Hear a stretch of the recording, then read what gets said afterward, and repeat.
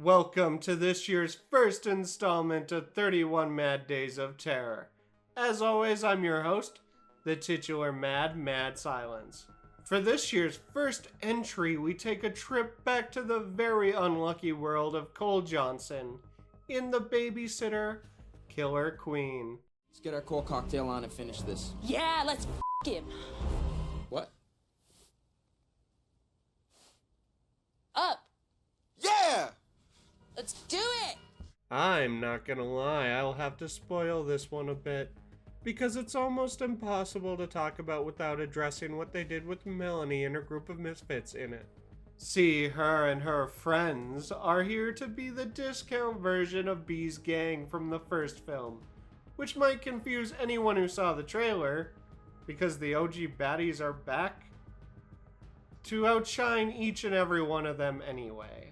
I suppose they really like the idea of subverting the audience's expectations, or whatever.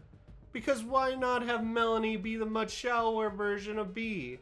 That explain why she's seemingly going out with a fuckboy now, and why she's about as faithful as any character from the Raimi Spider-Man trilogy.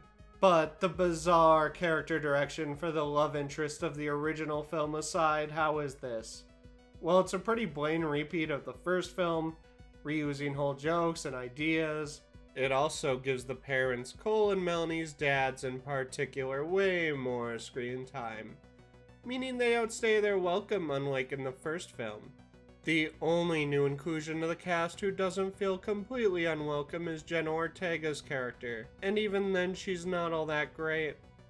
Everything is over-explained, leaving little to no mystery to the cult or how they came together, and I saw the twist with Jenna Ortega's character coming from a mile away.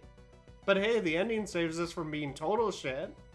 Well, that and Max. Max still rules in this. In fact, most of the laughs I got came from him and the rest of the returning villains, since they're given basically all the good material. Oh, the kills are also great, since they just go completely over the top with them. Max is absolutely being a reference to Friday the 13th this time, I swear.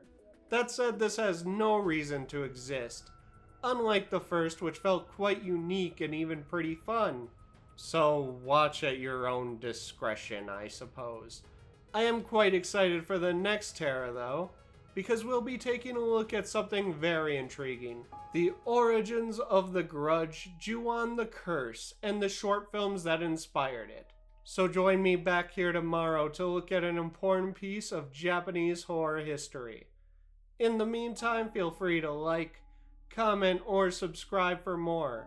But until next time, this is Mad Silence, signing out.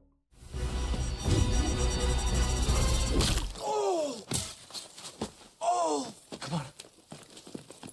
Oh, shit! Really? The bat? Finally found my deck, Cole!